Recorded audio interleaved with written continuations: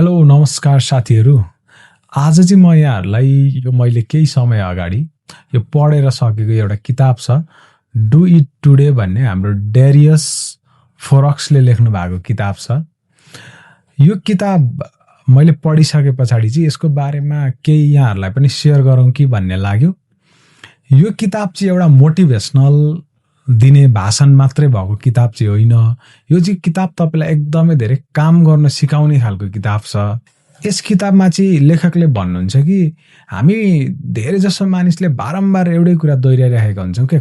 कुनै काम गर्नु पर्यो भने भोलि गर्छु, अर्को हप्ता सुरु गर्छु, अहिले मुड छैन, यस्ता विभिन्न बहानाबाजी बनाएर चाहिँ हामी आफ्नो कामहरूलाई चाहिँ टारिराखेका हुन्छौँ।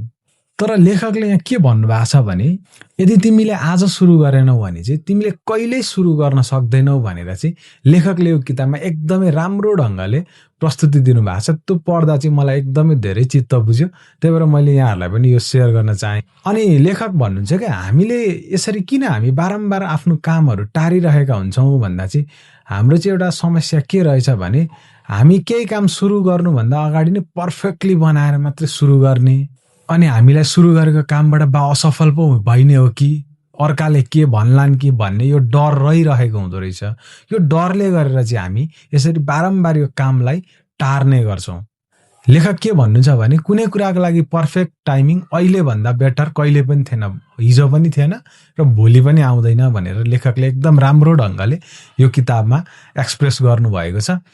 अनि हाम्रो दिमाग चाहिँ फेरि कस्तो रहेछ भने हाम्रो दिमागले खालि हामीलाई सजिलो काम मात्रै गर भन्दो रहेछ। जस्तो कि हामीलाई मोबाइल चलाउनु पर्यो, चला भन्दो रहेछ दिमागले। रिल्स हेर्नु पर्यो, ठिक छ भन्छ है। अरूसँग गफ लडाएर बस्नु पर्यो भने ठिक छ भनेर त्यताप्रति हामीलाई मोटिभेट गरिराख्दो रहेछ, पुस गरिराख्छ।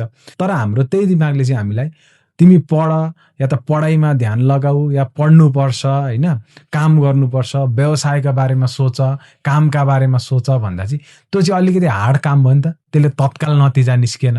जुन कुराले तत्काल नतिजा निस्क्यो त्यसमा चाहिँ दिमागले छिटो छिटो पुस गर्यो क्या।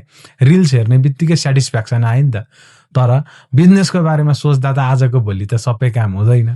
अनि त्यही भएर हाम्रो दिमागले पनि हामीलाई सजिलो कामतर्फ मात्रै बढी पुस गर्दो रहेछ।